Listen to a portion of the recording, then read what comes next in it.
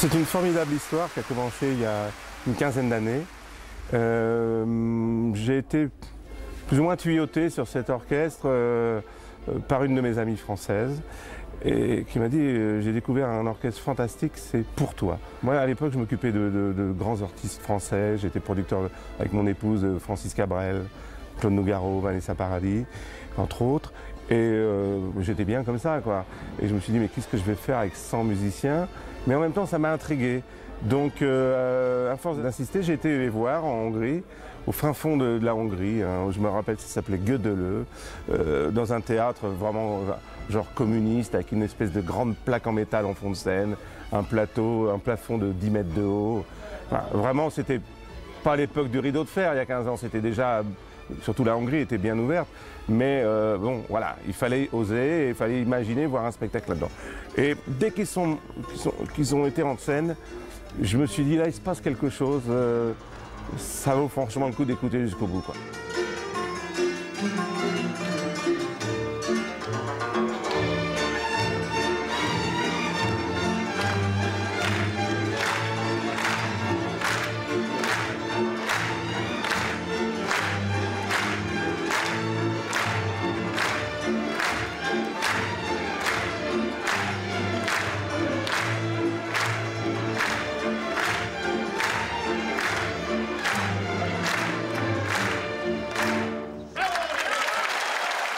En Hongrie, ils ont toujours représenté ce qui se fait de mieux dans la musique tzigane, ils ont toujours été très respectés, mais c'était uniquement en Hongrie, quoi. Ça n'avait pas franchi la frontière à quelques exceptions près. Il est évident que ces gens-là qui étaient dans leur pays, qui croyaient sincèrement à ce qu'ils faisaient, qui sont vraiment des gens qui ont une démarche authentique, qui sont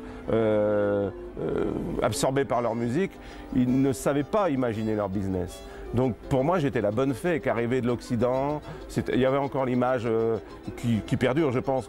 À l'Occident, il y a de l'argent, etc. Donc ils se sont dit à quelle page il faut signer, quoi. C'était pratiquement ça. Et puis moi, comme je suis un mec assez enthousiasmant et enthousiasmé, je leur ai communiqué ma passion et je leur ai expliqué mon projet et franchement, ils ont signé les yeux fermés. Heureusement que j'étais quelqu'un d'honnête, mais j'aurais pu faire signer à cette époque-là n'importe quoi.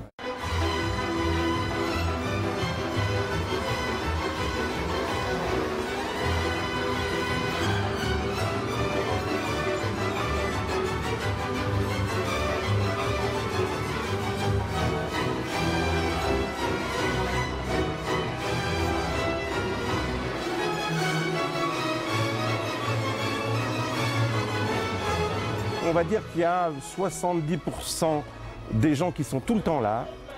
Sur les 30% restants, il y en a, ça bouge, mais c'est souvent les mêmes têtes. Et dans les 70%, c'est tous les leaders, bien sûr, parce que c'est aussi leur bébé, quoi. Donc, s'il faut jouer à Dunkerque, ils y vont. À Tokyo, ils y vont. Enfin, ils sont là, bien sûr. Ils se débrouillent toujours pour être là, quoi. Évidemment, c'est jamais facile de quitter les êtres chers quand on les laisse à la maison. On a toujours un petit pincement au cœur. Pendant la tournée, le temps peut nous sembler long et ça nous pèse. Et vers la fin, on compte les jours pour pouvoir retrouver nos familles.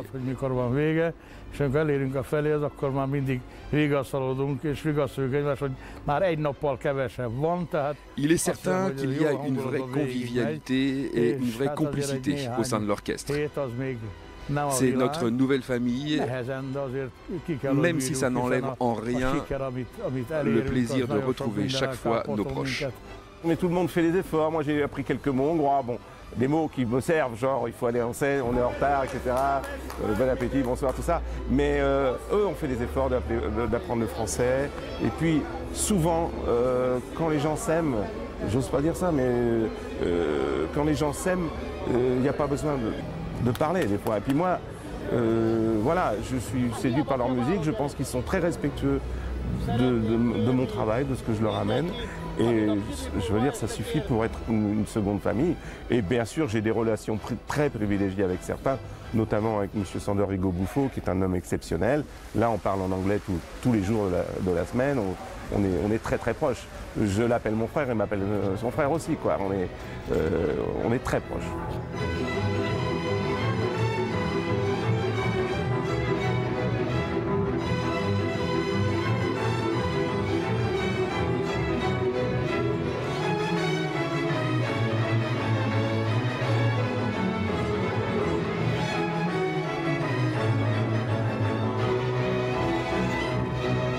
C'est un orchestre tzigane qui joue la musique classique comme personne, et c'est un orchestre classique qui joue la musique tzigane comme personne. Je pense que c'est un beau résumé, ça. Et ils sont authentiques, ils sont généreux, c'est unique, il n'y a personne qui est capable de faire ce qu'ils font. Des groupes de tzigane, il y en a des fabuleux, des orchestres symphoniques, il y en a des énormes, mais eux, ils réunissent tout. Et sans partition, généreux, enfin, il y a tout pour attirer le public, quoi. Maintenant, c'est juste une question de promotion et de connaissance. Dès que les gens les ont découverts une fois, ils y reviennent, ça c'est clair. Dans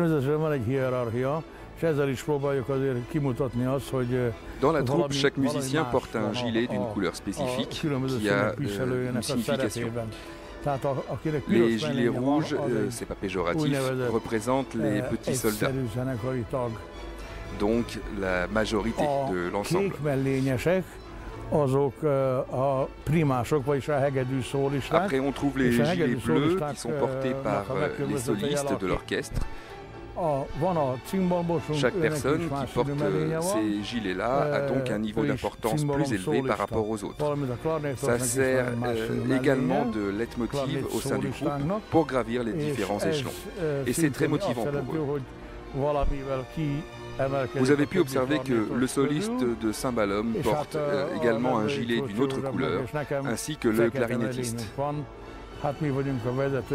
Et vous pouvez observer également que Joseph Landvé et moi-même, nous portons des gilets noirs, ce qui, dans notre hiérarchie, est la distinction la plus élevée. Leur grande force, c'est qu'ils connaissent pratiquement tout le répertoire dans le monde entier. Et en fait, donc, moi, les choix que j'ai, ils étaient assez simples, quoi. C'était les choix aussi du public dans ma tête. Donc, j'ai pas été non plus chercher des titres injouables. Donc là-dessus, il y avait aussi une entente. Et puis, surtout, j'ai tenu compte de leurs racines, de l'influence du classique dans toute la partie des Balkans, de la Hongrie, la région, voilà, leur culture, les grands compositeurs classiques qui ont vécu à Budapest, qui se sont inspirés des tziganes, et je trouvais très bien qu'à leur tour, les tziganes s'inspirent des compositeurs. Donc ce répertoire a un sens, il tombe pas du ciel comme ça, et donc je n'ai pas été contre eux, quoi. Par contre, c'est sûr que je les ai poussés à faire un certain nombre de titres et à en retirer d'autres. Y compris d'ailleurs dans le répertoire tzigane. Ils ont, dans ce répertoire actuel, ils jouent tous les morceaux tzigane qui sont, on va dire, symphoniques, qui correspondent à un orchestre symphonique. Si vous leur faites jouer vraiment du tzigane traditionnel, ça semble bizarre à un moment donné. Donc ça, je préfère l'éviter. Et par contre, j'encourage de plus en plus maintenant à faire des petits duos, des petits trios, où là, ils peuvent remettre en valeur à nouveau leurs racines hors symphonie, quoi. Ils ne calculent pas, hein. Ce sont des musiciens avant tout, qui ont une grande expérience, qui ont joué dans des hôtels, qui ont joué dans le monde entier avec d'autres orchestres, qui ont été invités, etc. Donc ils connaissent l'impact de leur musique, parce que c'est une musique très généreuse, donc on ne peut que réagir. Donc non, ça ne les surprend pas, par contre, ça les flatte et ça les réjouit. Alors c'est sûr que quand ils ont du succès, il y a le cœur, ils tapent et ils en rajoutent, quoi. Ils ont jamais envie d'arrêter. On peut leur souhaiter de plus qu'ils passent dans les plus belles salles des États-Unis notamment. Moi, c'est mon objectif numéro 1. Mais c'est bien sûr très difficile parce qu'il y a le problème des finances, des transports, des coûts, du fait que c'est un orchestre qui est à 100% privé, qui a très peu d'aide de son gouvernement, alors encore moins de la communauté européenne. Même en Europe, il y a des pays qu'on n'avait pas fait, qu'on vient de s'ouvrir et qui fonctionnent très bien.